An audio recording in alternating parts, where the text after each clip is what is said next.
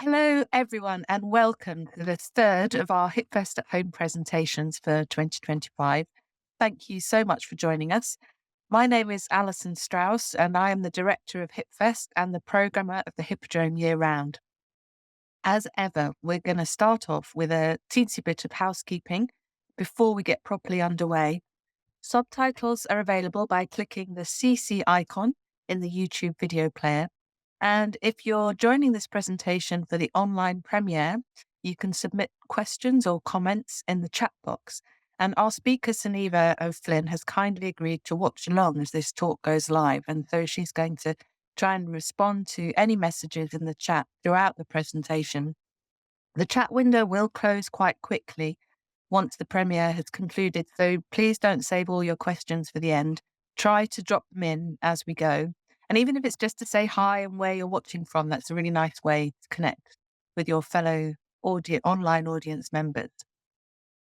That is all the practicalities out of the way. One of the many rewards of having introduced these online offerings to our program is that they give us even more opportunity to work with more partners. They expand HipFest's horizons. And this talk has been born out of a new relationship forged with the Irish Film Institute and complements a full day of programming in our 2025 festival on Thursday, the 20th of March, inspired by our cousins across the Irish Sea, when we will screen The Shamrock Handicap, directed by John Ford and set partially in Ireland, a programme of recently discovered films by pioneering Irish filmmaker Flora Kerrigan, plus The Near Shore, a Scottish and Irish cine concert of shorts curated by Sunniva O'Flynn from the Irish Film Institute. And excitingly, even if you can't join us in person for this last one, it will be available online too. Booking to watch online closes at midnight on Friday, the 21st of March, and that title will be available to view online for 48 hours from 12 noon on Saturday, the 22nd of March to Monday, the 24th of March. I hope you can join us one way or another.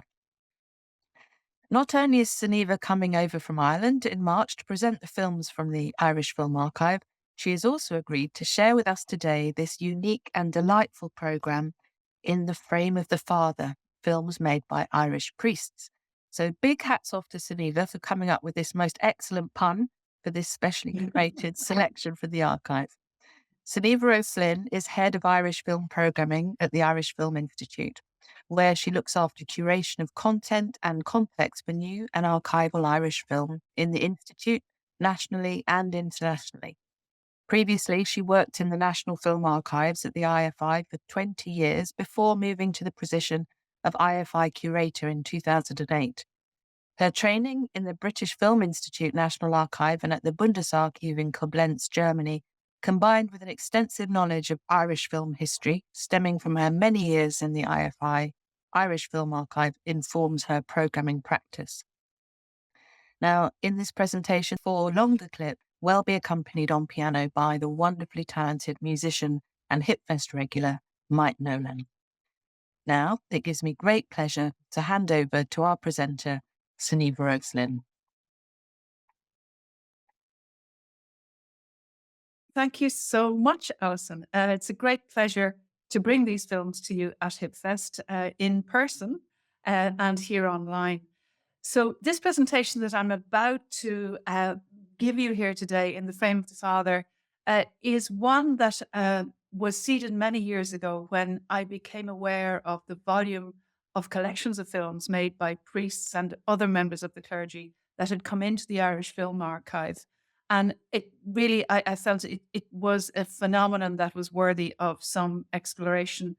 So I have undertaken that. I must say that my explorations are that they really provide an overview. Whereas I have managed to unearth biographical details from many of the filmmakers and some of their subjects. I think an awful lot of the films would be worthy of further investigation by academics and others because the work is so important in terms of Irish social history and Irish political history. So I would invite folks who are looking for something to study to get in touch with us. So the Irish Film Archive has been actively identifying, acquiring, preserving, and providing access to Irish film collections since the late 1980s. The archival collection, which now numbers over 30,000 cans of film, all of which can be described as Irish by one definition or another, whether they're made by Irish people or made in Ireland. Um, the collection includes feature films, newsreels, documentaries, and amateur collections. Um, Amateur collections and semi-professional filmmakers have made a very significant contribution to Irish film history. The amateur collections that we hold are particularly significant in the context of Irish film history, where until recently, levels of Indigenous film production were very modest. And so films are perhaps valued more highly in Ireland than within other national institutions where there would have been vigorous levels of professional production since the invention of cinema. Um, in Ireland, the amateur productions often fill gaps in the national image banks as they document communities and locations and activities, and they create a visual record of swathes of Ireland's social history that might not otherwise exist. What may be unique to Ireland, however, is something that may not be surprising, but it is the prominence of clerical film collections within the amateur landscape. A considerable number of these clerically made films have been acquired by the archive over the years from religious orders, from parishes, from parish priests, housekeepers, and from families of clerical filmmakers. From people who understand that the films that have been made are worthy of preservation in a national film archive. And it's these collections that form the basis of my theorizing here. In this survey of these collections, my focus has been primarily on Catholic priests rather than on nuns. There is enough material in looking at the priests' work for a pretty multifaceted presentation, I think. I should note that there are, though, of course, a significant number of films made by nuns, by missionary nuns, and by nuns located in Ireland. One of them, Sister Maureen McMahon, who was a writer, artist, filmmaker, a wonderful woman, who's still with us, I believe, aged 104. Some of her films are available to view on the IFI Archive player. So I would urge you to go and have a look at the work of Sister Maureen McMahon. The films made by missionaries, as I said, there's a huge volume of material made by Irish missionary priests and nuns in the developing world, and these absolutely would be worthy of considerable in-depth study by somebody maybe who's looking for a PhD topic. Their work in terms of social and economic activity, as well as evangelizing and bringing a colonial perspective to African and Asian countries, I think would certainly lend itself to a good deal of research and investigation. Excuse me, licking my thumb. I am flicking pages here. Hopefully one page at a time. So I just want to step back a little as we think about filmmaking priests and look at the role of the church in Ireland and its relationship with cinema. And it's true to say that the influence of the Catholic Church upon the development of Irish cinema was felt from the very earliest days of the state. The 1923 Censorship of Films Act, which severely curtailed the content of material which could be seen by the Irish public, had been drawn up in response to a series of debates and appeals from members of the Irish Vigilance Association, the Priests' Social Guild, the Catholic Church, and Protestant and Presbyterian groups who were dissatisfied with provisions of an earlier act. The act was designed to protect the morals of society from the corrupting influence of this new and powerful medium. The first Irish film censor, James Montgomery, was notoriously strict and banned any films that were in accordance with the provisions of the Act, indecent, obscene, or blasphemous. And then in 1936, An encyclical entitled Vigilante Cura on motion pictures was issued by Pope Pius XI from Rome, in which he articulated his grave moral concerns with the fast-spreading influence of cinema. As he advised on the potential for good as well as for evil that cinema promised, the encyclical outlined the means of action and vigilance that should be adopted by concerned Catholics throughout the world. This included the inspection of films for content, the promotion of desirable films, and even the further censorship of films already passed by national film censors. As a result of Vigilante Cura, Catholic commissions were set up all around the world, both to oversee the distribution and exhibition of existing films and to encourage the production of films which they deemed complied with the teachings of Christianity. Such films had, in fact, been in production in Ireland for some time. As early as 1932, the Catholic Film Society of London had produced a film in Ireland entitled Aran of the Saints. The film was made in the year of the Eucharistic Congress in Ireland, 1932, which at that time, this Congress was the most significant international religious event ever held in the country. The film and the filmmakers cited Aran, the most westerly point in Europe, as a holy place, populated by people who were also holy, due primarily to the remoteness of the island and its distance from the corrupting influence of modern society. In the film, life for the islanders centers on religious activities, attending Mass, communion services, the Angelus and the Rosary. There is a notable sequence in the film that records the funeral of a 9-year-old boy, an event which we might surmise would probably not have been filmed by a layperson. This kind of filming highlights the particular relationship that filmmaking clergy have with their subjects. Certainly in relation to religious services, members of the clergy were allowed access that lay filmmakers could not have enjoyed. The presence of priests at religious services was, of course, required, but by extension, their filming of these services by members of the clergy appears to have been acceptable. Aran of the Saints is particularly interesting, I think, for its depiction of lives which, although Spartan, are peaceful and at times playful. The film is in stark contrast to the wild and heroic existence of the islanders, struggling against constant hardship and the brutal forces of nature that had been depicted by Robert Flaherty, that would be depicted by Robert Flaherty 2 years later in Man of Aran. So I'd like to now show you a clip from Aran of the Saints with some beautiful piano accompaniment that allows us to share the perspective of the Catholic Film Society of London in 1932.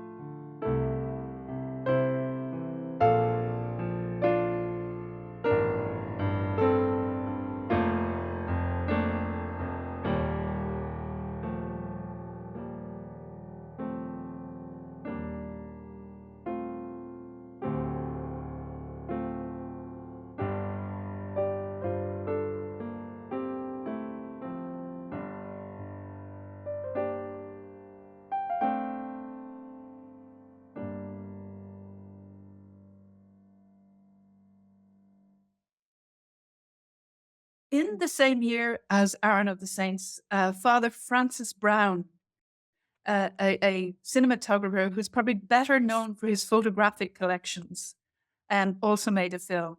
Now, Father Brown had famously been on board the Titanic in 1912 on her maiden voyage as she sailed from Southampton to Queenstown, now Cove in Ireland, and he had photographed the crew and passengers on board. And that collection has been published and is celebrated as one of enormous significance in terms of Titanic history.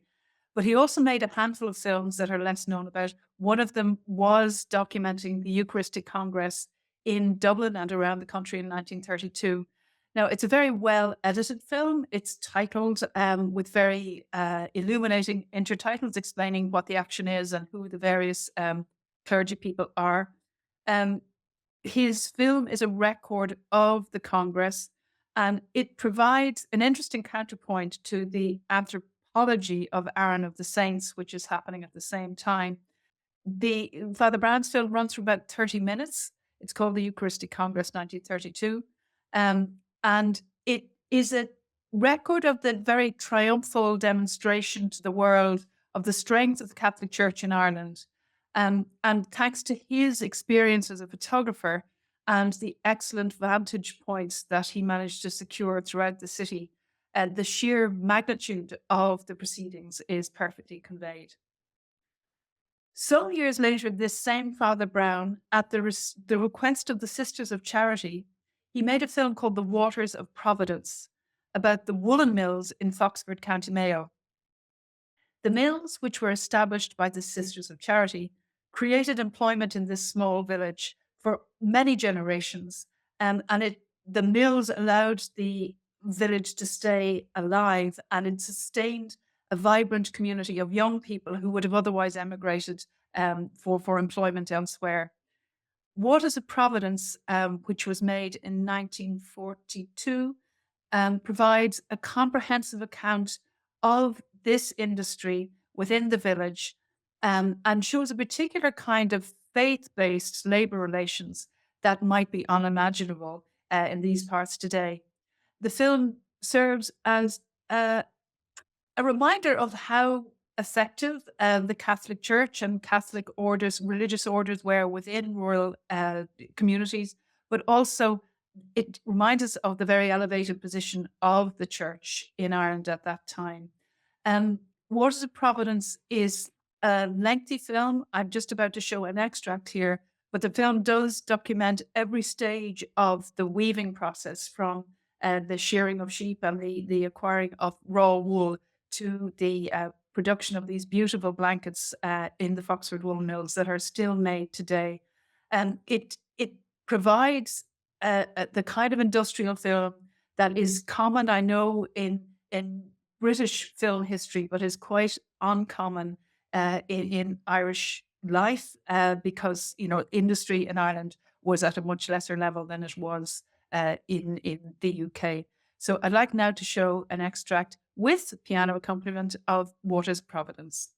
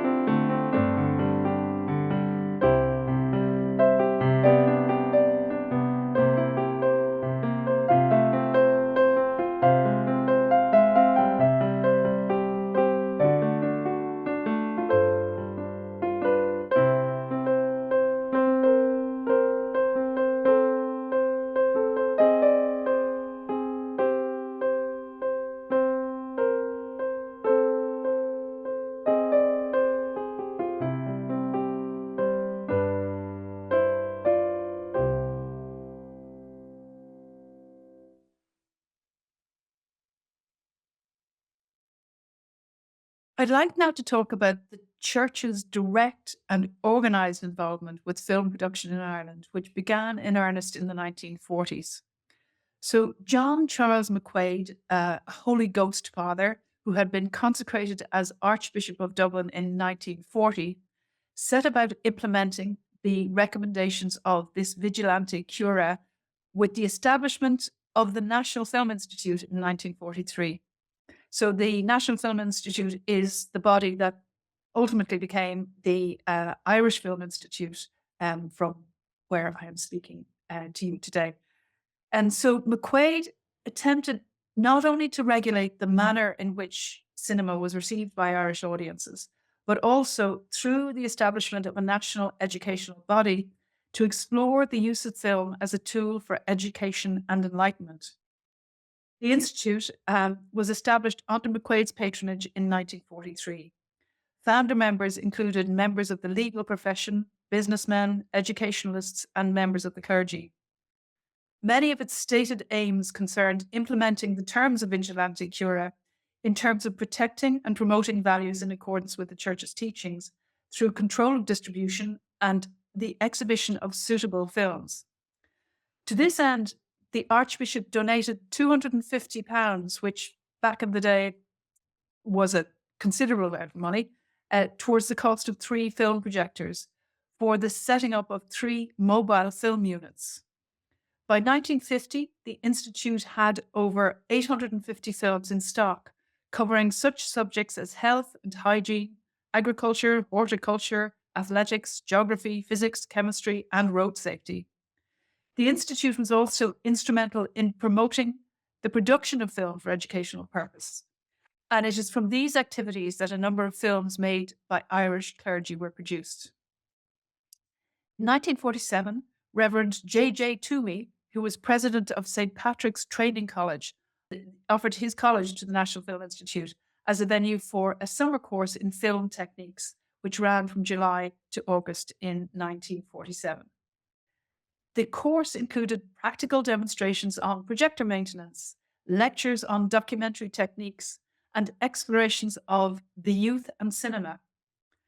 A film was produced during the course, Camera Record 1947, which clearly shows the participation of a number of priests and nuns eager to learn camera techniques. One of the young priests is very keen and very impatient with the lack of attention displayed by some of his classmates. So I'd like now to show Camera Record 1947 with piano accompaniment. Thank you.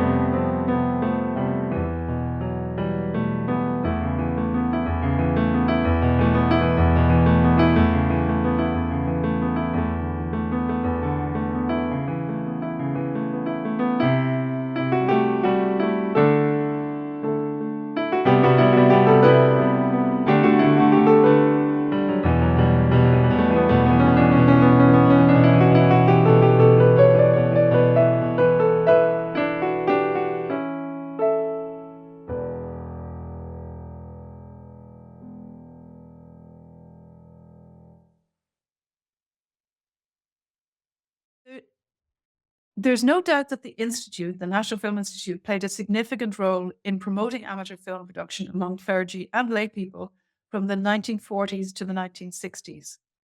The Institute's information sheets and periodicals, the Irish Cinema Quarterly, National Film Quarterly, Irish Film Quarterly, Vision, and Scan On, were distributed to teachers, parents, and other interested parties.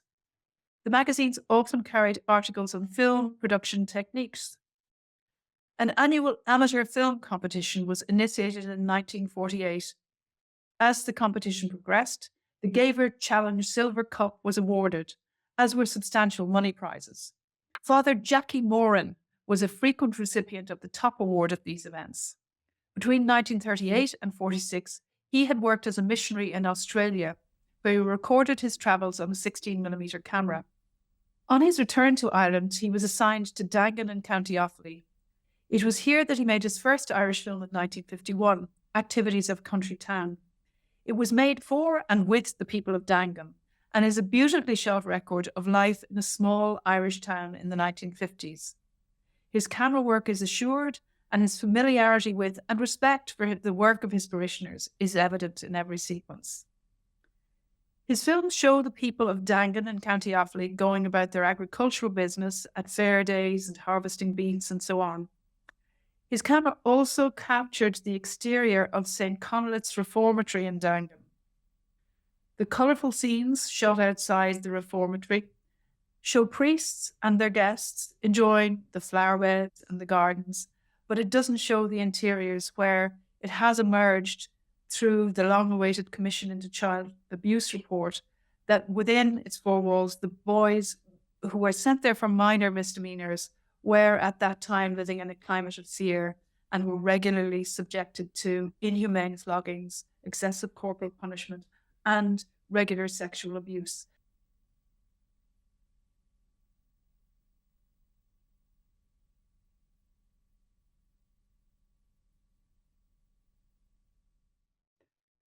Father Moran was an award winner for his film The Wayfarer at the National Film Institute's annual competition. This film was later included in the Institute's distributing library. He was commissioned by various bodies to make films for educational and other purposes. These included films on hurling and football for the GAA and a film on mental health for the South Eastern Health Board. Adveniat Regnum Tuum, Thy Kingdom Come, was another NFI award winner, and it was made by Father Moran with Sister Louise Boland of the Little Sisters of the Assumption. The film, made in 1962, portrays the pastoral work of the order in Limerick, Dublin, and abroad as they minister to the sick and impoverished in their homes. As in Aran of the Saints, where the funeral of the small boy was filmed, Adveniat Regnum Tuum demonstrates the unique social position of filmmaking priests and nuns in relation to the subjects of their films. Access to their subjects appears to have been unproblematic, even in such sensitive circumstances when the people within often are quite vulnerable and quite exposed by the camera. The films would have been screened in a controlled environment, not broadcast or screened out of context. The Adveniat Regnum Tuum film would have been introduced by a member of the Little Sisters of the Assumption and used primarily for vocational or fundraising purposes. It would be tempting to argue that the Institute had a central role in encouraging all aspects of clerical filmmaking, but this would be difficult to sustain. The fact is that there were many priests producing films before the establishment of the Institute or later outside the framework of Institute workshops, newsletters, and competitions. Many priests had a more casual approach to filmmaking than Fathers Moran and Brown. Despite the fact that it was a relatively expensive hobby and one that few of their parishioners could afford, it was not much more extravagant than playing golf or betting on horses, and not much more time-consuming than involvement in the local GAA club, all hobbies which their fellow clergymen may have been involved with. At a time when church attendances were high and collection boxes were filled at each of the masses, the cost of a camera and film stock would have been quite manageable. While many clergy people were involved in film production for vocational, fundraising, or educational purposes. Others made films simply as records of the communities in which they lived. Many priests focused on church-related affairs, Corpus Christi processions, weddings, communions, confirmations, and christenings, while others made films of more secular activities of their parishioners. Their agenda, if it could be called that, is not always clear, not always as clear as the non-clerical amateur filmmaker. The lay home movie enthusiast generally records the growth of his or her family for personal record purposes. The films of the clerical filmmaker, however, transcend the constraints of the family to document a much larger community. The making career of priests often outlasted home movie enthusiasts, whose interest very often only lasted as long as the childhood of their children. But with the clerical filmmaker, they don't document just one generation, but a series of generations, and their interest is in the entire community and with new generations of that community. Father Tommy Doherty was a parish priest and later a canon and an archdeacon in the Archdiocese of Raphoe in County Donegal. He was by far the most enterprising of film-loving priests in Ireland, as far as we can see. In his time, he was a filmmaker, a cinema owner, and a stand-up comedian. And by all accounts, including two television documentaries, he was a much-loved and very colourful character in the parishes where he ministered. Shortly after his ordination in 1927, he was sent to Scotland to serve his apprenticeship. It was there that he bought his first camera, a 9.5mm model, on which he filmed in Scotland and later in the first years of his ministry in Donegal. Now, unfortunately, I don't have any of the Scottish films digitized that I can show here today. He graduated from the 9.5 to 16mm, and on the 16mm camera, he filmed activities, religious and otherwise, of the towns of Minacrisha, Convoy, Donegal, and Dunfanaghy. As there was no cinema for more than 30 miles, his filming caused something of a sensation. He filmed turf cutting, fishing, Corpus Christi processions, weddings, fair days, local beauty spots, the local narrow gauge railway, and people going about their business.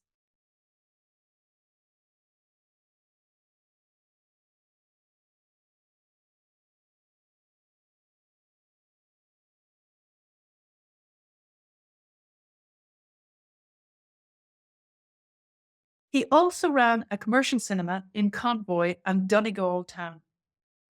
Two commercial cinemas in Convoy and Donegal towns. He rented 35mm films from Dublin distributors and supplemented his programme of commercial titles with 16mm films of local interest. The items that we understand guaranteed the full houses were the films of local events. Those appearing would come along to see themselves on screen, and the money raised through these film shows was added to parish funds, which had been generated from the weekly church collections. Funds were constantly required to maintain the church, the parish house, and national school building projects.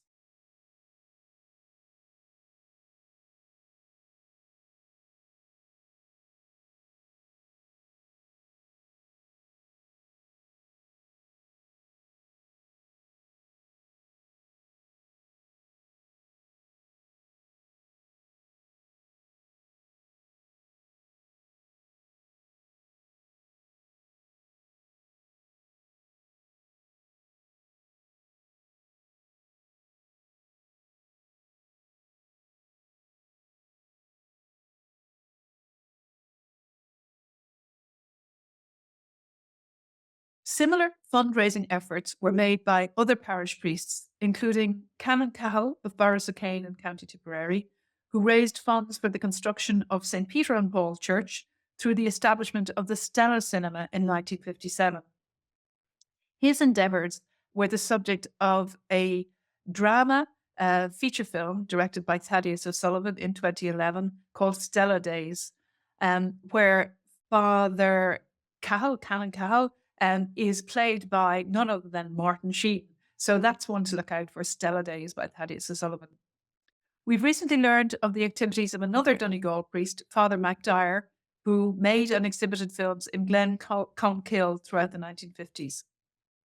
Another cleric who used film to successfully raise funds for the community was Father James McGrath, a Dublin-based Augustinian priest who made a film called Clubs Are Trumps with the support of the nearby Guinness Brewery. The film was made as a fundraising tool for the Our Lady of Good Counsel Boys Club in Thomas Street, a working class area of Dublin's inner city. So it's quite interesting to see the urban documents alongside the rural films made by parish priests throughout the country. An interesting subgroup of Irish filmmaking priests comprised those who were assigned a foreign ministry but who maintained contact with the old country. The combination of inside and outside points of view provides a fascinating illustration of attitudes towards country and community. Frequently, Irish priests who were sent to houses abroad would acquire cameras abroad and bring them home to film their family and their country during holidays. The films were often then brought back to the foreign outposts to share pictures of the old country with new friends. One of these was Father Holland, a priest based in the UK who came home to Wexford each year and filmed the people and activities there. Fortunately, several of these collections have made their way back to Ireland. Monsignor Jack Hegarty was an Irish priest, originally from Ballyduig in Listowel in County Kerry, who spent much of his ordained life in San Diego in the United States. In 1938, he travelled through Europe on his journey home to visit relations in Ballybunion in County Kerry, filming all the way. So there's very interesting sequences filmed in Europe, just pre-war Europe. And he makes his way finally to Ireland, where he manages to capture the inauguration of Douglas Hyde, the first president of Ireland, as he emerges from his inauguration ceremony in Dublin Castle. And Hegarty was filming on 16mm Kodachrome. So we believe that his film of Douglas Hyde, these first moments of his presidency, that these are the only colour films of that event. Because, of course, amateur filmmakers were happy to embrace colour film stocks when professional filmmakers were maybe a little bit snooty about it and thought that colour films were a little gimmicky, but not so for the amateurs who made these beautiful records.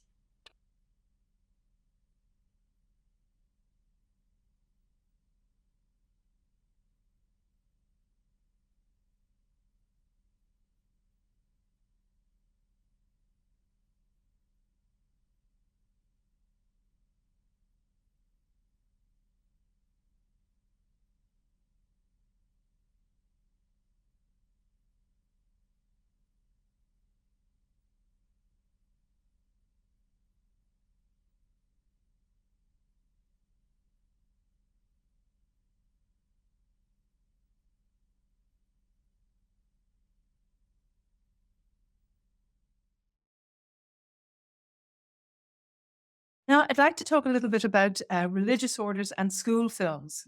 So many of the films made by clergy documented the activities of religious orders.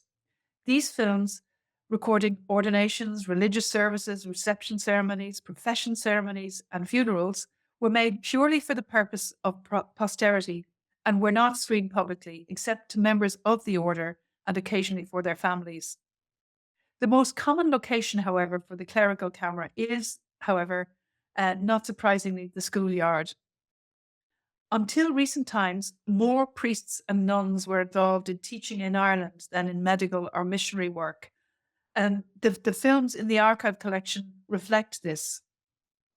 The fact is that still in Ireland, I think it's 88% of schools are run by Catholic orders, are run in compliance with the Catholic ethos. So, parish priests had an enormous connection with the educational framework in Ireland. And one collection that we acquired recently from the Christian Brothers Provincialate in Dublin is unusual in that it includes both amateur and commissioned professional films documenting activities of Christian brothers and their pupils in Ireland and abroad. But more of the school films within the collection are amateur productions. I think it's possible to identify two distinct types of school films. The first type are those made by priests or nuns who were staff members in the schools in which they filmed. The camera was probably school property and was used either by one skilled member of staff or by whichever staff member requested it for the recording of a particular activity or trip. Inevitably, these collections have come from relatively affluent schools. Two examples come from boarding schools, St. Louis Monaghan and Castleknock College, Dublin.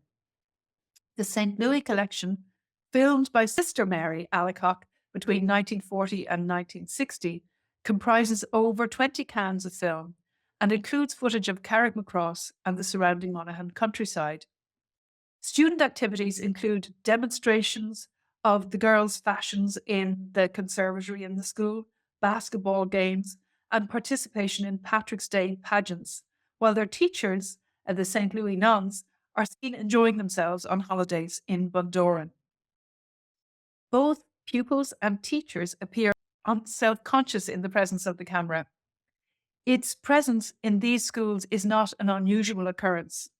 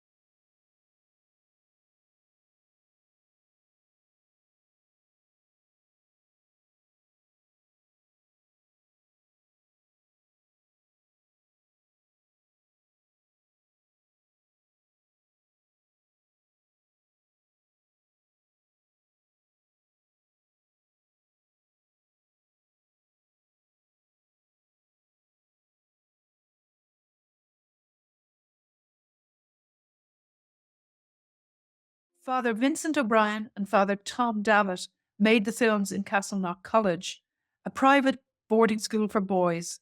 Their films date from the 1960s and 70s.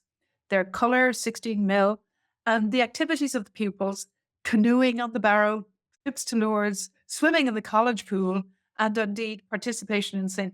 Patrick's Day pageants, demonstrate clearly the privileged lifestyle of these wealthy pupils. The other type of school film that was made on an occasional basis by parish priests and curates invited to record the activities of school children are made in less affluent schools. Examples of such films in our collection include those made by Father Courtney in Dublin's East Wall under the title Snapshots from Church Road, a film made in 1939 and in 1940. And the films by Father Jack Delaney, which were made in Dublin's Sean McDermott Street in the 1930s. These films often include formal group portraits rather than the more relaxed day-to-day activities of the private school filmmakers. The children are brought together, marching through schoolyards in their class groups for group portrait. It's evident in these films that the children are less at ease in the presence of the camera than in the earlier films, because of the formal nature of the filming process. This, I think, in no way undermines the value of the films as pictorial records of the faces, of the environments, of the people of the time. For these, there are entire communities of children who might not otherwise have been photographed, so the value of these films really can't be overestimated. Father Delaney's collection is a particularly important one. It does document schoolyard activity, but it also delivers a vivid, moving image record of Dublin tenement life in the 1930s that, to our knowledge, doesn't exist elsewhere. Father Delaney was a parish priest in Dublin's inner city and later in Dún Laoghaire. His sister Eileen Delaney, in an interview in the Home Movie Night series, spoke of his passion for his camera. He seemed to be in advance of the times in that he could see that these were pictures that deserved to be taken and kept. In the 1930s, Father Delaney was assigned to the parish in Dublin's Gloucester Street, an extremely poor neighbourhood where people lived in densely populated tenements. Here he filmed his parishioners outside their tenement homes, children playing on the streets, and marching in the Corpus Christi procession. I'd like now to show you Gloucester Street and Environs by Father Delaney from the 1930s.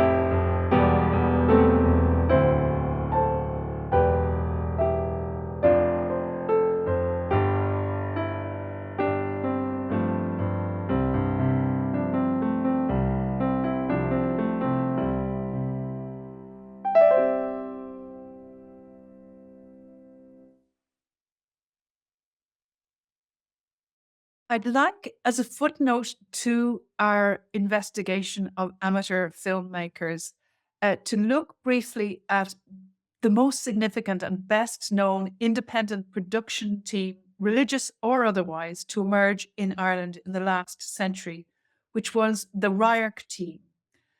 Between 1961 and 1996, Father Joe Dunn, Father Des Forrestal, and Father Peter Lamass produced over 400 religious programs in 60 countries around the world, and these were broadcast on national television.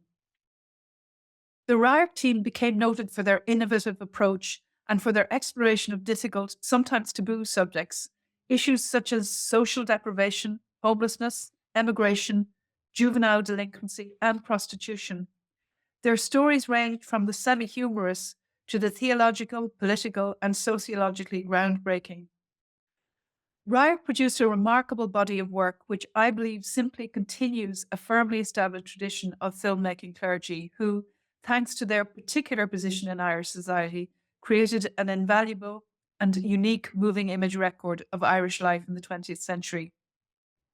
The team did go to Scotland at one stage in their travels. They visited St. Patrick's College in Bucklivy in Scotland, a college where folks who were interested in joining the priesthood, but didn't have the educational background, were allowed as more mature students to come and study in St. Patrick's College. Now, it attracted Irish, British, Scottish students and from further afield.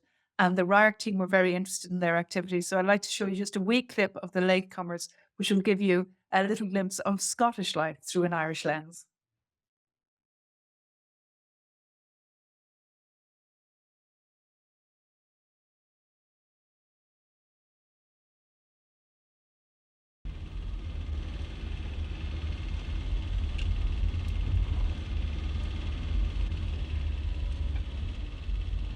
The countryside around St. Patrick's is good farming land with a very scattered population. It's solid Presbyterian country and there are only a handful of Catholic families in the area.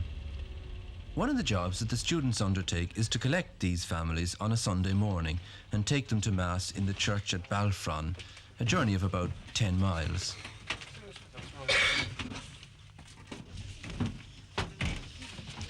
The students in St. Patrick's vary in age, in background, and in nationality.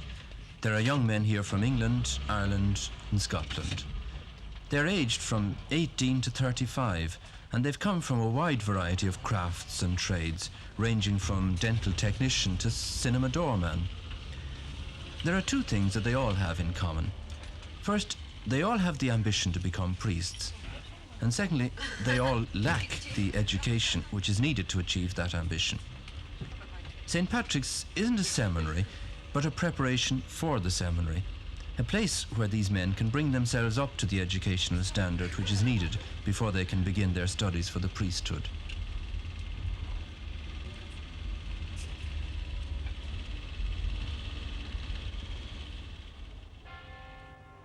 The students at St. Patrick's take their part in the life of the neighbourhood.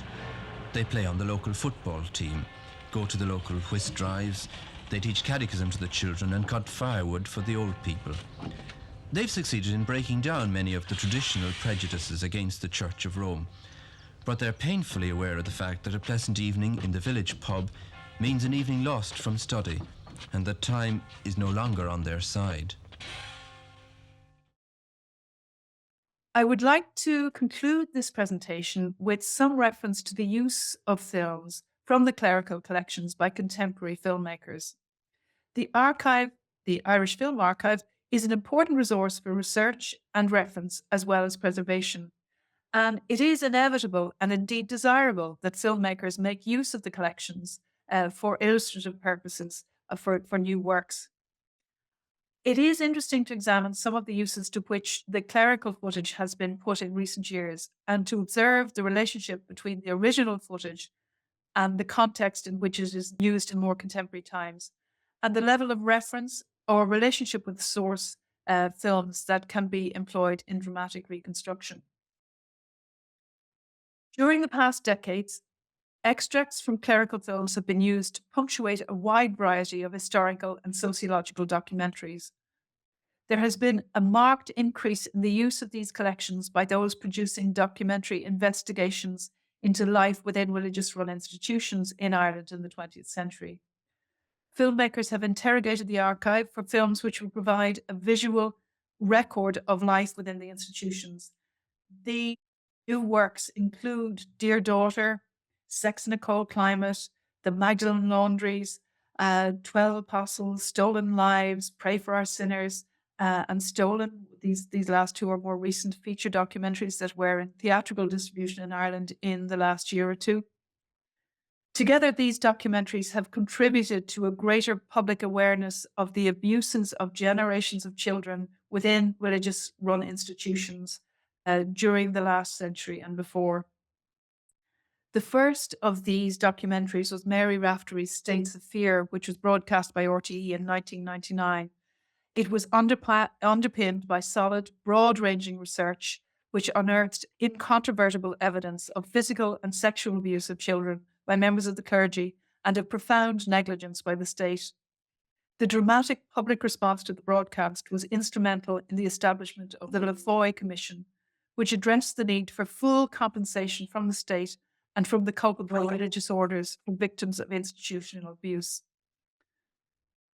Filmmakers have often been denied access to film material by the originating orders of some of the material, which was deposited with us for preservation. But there are two collections that have been wide open to filmmakers, and the families of Father Delaney and Father Moran have been very receptive to overtures from contemporary filmmakers. One film made by Father Delaney has been used repeatedly in recent years. In fact, it is probably the most used film within our collection. It was made sometime in the 1930s in the grounds of the convent of the Sisters of Our Lady of Charity in Gloucester Street, Dublin.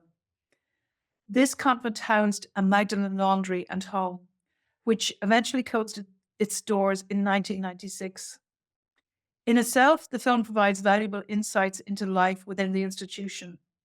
The Magdalenes and the nuns are seen engaged in religious ritual and acting apparently playfully before the camera.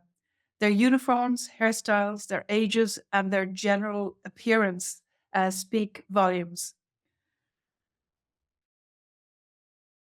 Action filmmakers have often referred to the archive collections.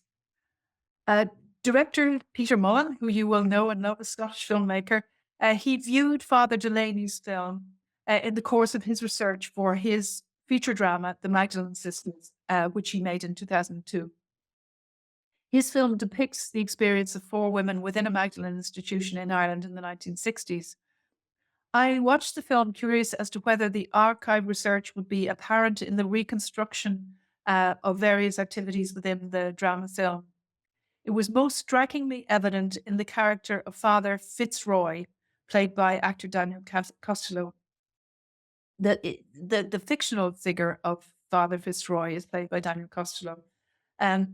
Father Fitzroy in the film is cited as an amateur film enthusiast who in one scene records on his 16mm camera the women, nuns and Magdalenes in the grounds of the convent in a direct reenactment of the Father Delaney film. I'd like to show these two films side by side, the original Father Delaney film, followed then by the sequence within the Magdalene Sisters, where we see the sequence directly reconstructed.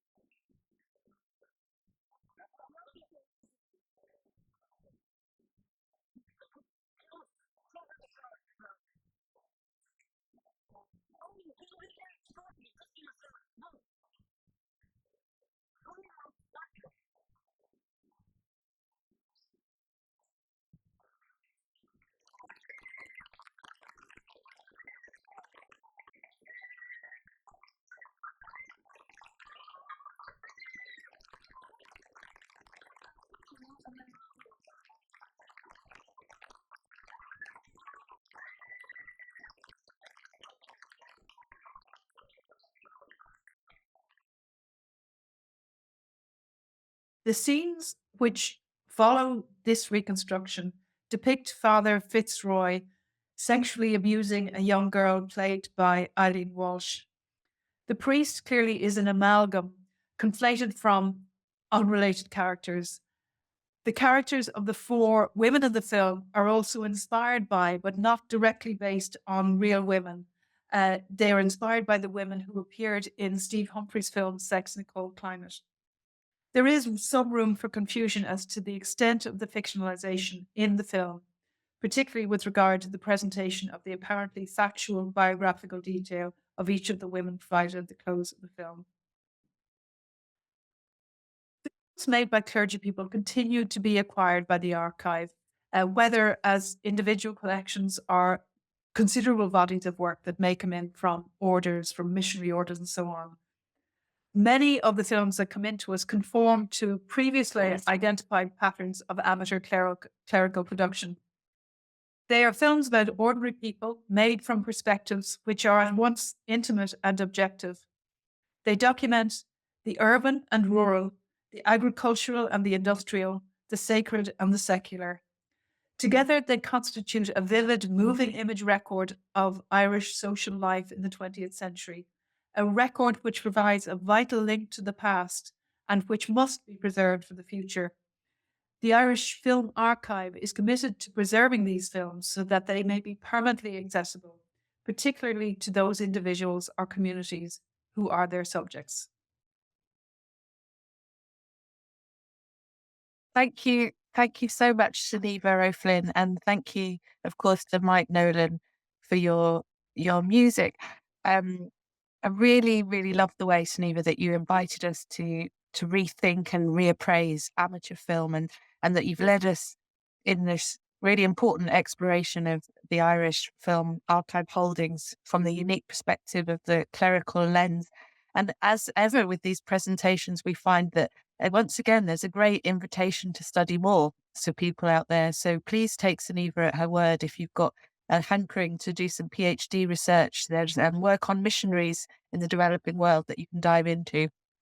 And if you're not doing a PhD, and it sounds like anybody can go and see some of the films on the IFI player. And Sunniva mentioned Sister McMahon work, which sounds great, which we haven't had time for today.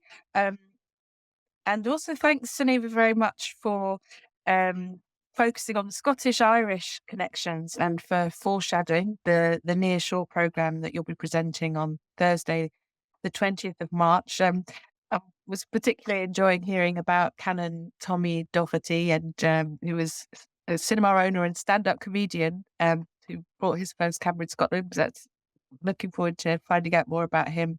And yes, just thank you everybody at home for watching and for joining us. And just remember, this conversation will remain on the Falkirk Leisure and Culture YouTube channel in our Hitfest at Home playlist, where you can rewatch at your convenience, and you tell everybody that they can. And I hope that you will join us for our upcoming festival in person, or at one of our on-demand broadcasts of selected events and features. And all the details are on our website at hitfest.co.uk. Tickets and Hitfest passes are on sale now, and we've got 5-day and weekend passes available. See you soon.